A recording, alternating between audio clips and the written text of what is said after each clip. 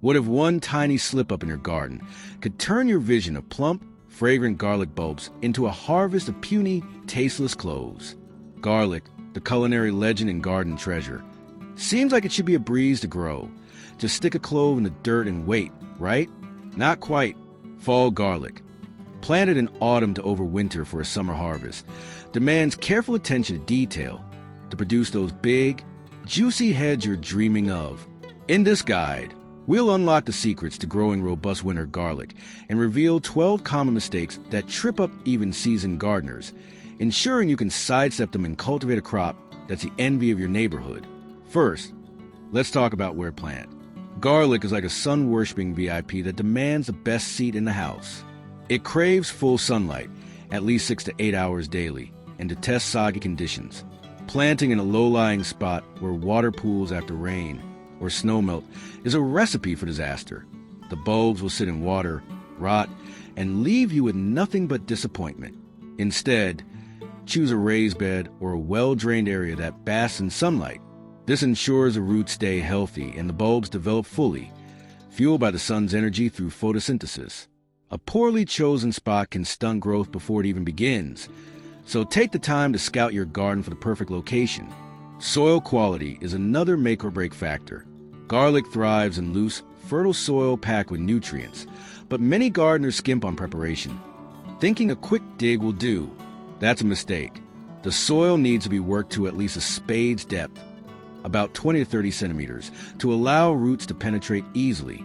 Mix in well-rotted compost or aged manure, roughly a bucket per square meter, to provide the nutrients garlic needs to survive winter and explode with growth in spring. But here's a critical error to avoid. Never use fresh manure. It's tempting to think it's a nutrient powerhouse, but as it decomposes, it releases heat and compounds that can burn delicate roots and invite fungal diseases. These diseases, like white rot, can linger in the soil for years, ruining future crops. Stick to fully cured organic matter, and consider adding a cup or two of wood ash per square meter for potassium and trace elements to boost bulb development. Crop rotation is another step many overlook, but it's essential for healthy garlic. Planting garlic after its relatives, like onions, leeks, or previous garlic crops, is a big no-no. These plants share pests and diseases, such as onion maggots or fusarium wilt, that build up in the soil over time. If you plant garlic in the same spot year after year, you're rolling the dice with your harvest. Instead, follow crops like legumes, peas or beans, cucumbers or early cabbage, which enrich the soil with nitrogen and don't share garlic's enemies. These predecessors loosen the soil and leave behind organic matter, setting the stage for robust garlic growth. Ignoring crop rotation is like inviting trouble to your garden party. So plan your beds wisely. Timing your planting is a game of precision. Plant too early, say in warm early fall weather, and the cloves may sprout green shoots, mistaking the warmth for spring. When the first frost hits, those tender shoots die, leaving the plant weakened and unable to produce large bulbs come summer. Plant too late, and the cloves won't have time to establish roots before the ground freezes, resulting in weak or no growth in spring. The sweet spot is 3 to 5 weeks before the first hard frost, when soil temperatures hover around 7 degrees Celsius 45 degrees Fahrenheit. Check your local weather forecast and aim for a window when daytime temperatures consistently dip to 5 to 10 degrees Celsius. This gives cloves enough time to root firmly without sprouting, setting them up to survive winter and thrive in spring. The quality of your planted material can make or break your harvest. One of the biggest mistakes is using supermarket garlic or small, damaged cloves.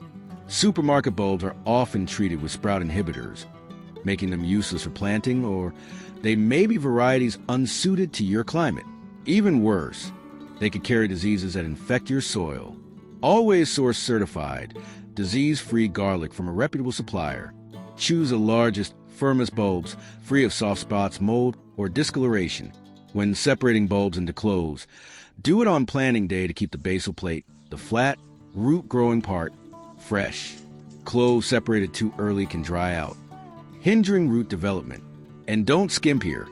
Big cloves produce big bulbs, so save the small ones for cooking and plant the giants. Disinfecting cloves before planting is a step many skip, but it's your best defense against soil-borne diseases. Even healthy-looking cloves can harbor fungal spores or bacteria. Soak them for 30 minutes in a light pink solution of potassium permanganate or a mixture of 1 tablespoon of table salt per liter of water. For extra protection, use a fungicide like Phytosporin, diluted per the instructions.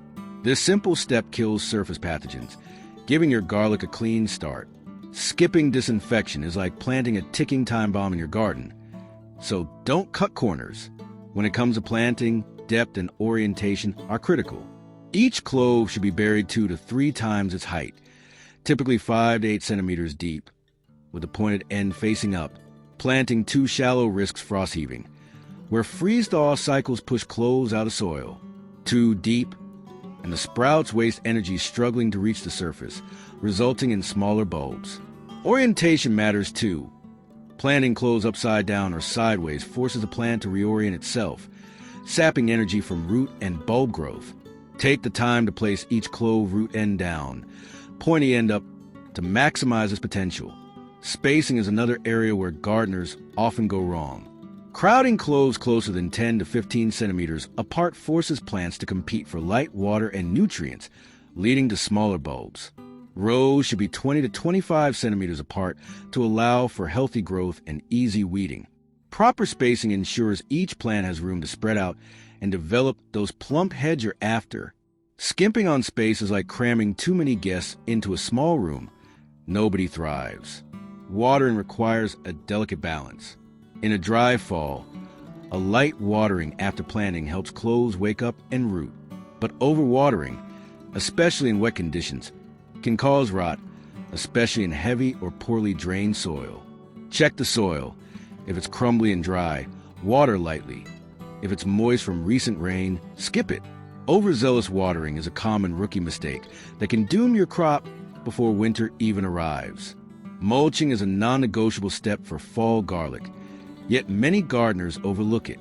A 5 to 10 centimeters layer of organic mulch, straw, leaves from healthy trees, or with chips, acts like a cozy blanket, insulating cloves from harsh winter freezes, retaining moisture and suppressing weeds. In regions with cold, snowless winters, mulch is a lifesaver, preventing cloves from freezing out or heaving. Without it, your garlic is exposed to the elements, risking poor growth or total loss. Weeds are a silent killer in the garlic bed. They compete for light, water, and nutrients, stunting your plant's growth. Regular weeding, especially in spring when garlic is actively growing, is essential. Letting weeds take over is like letting thieves steal your harvest, so stay vigilant. Similarly, ignoring pests and diseases can be catastrophic. Bulb mites, rust, or white rot can wipe out your crop if left unchecked. Rotate crops. Inspect cloves before planting and monitor plants for early signs of trouble to keep your garlic healthy.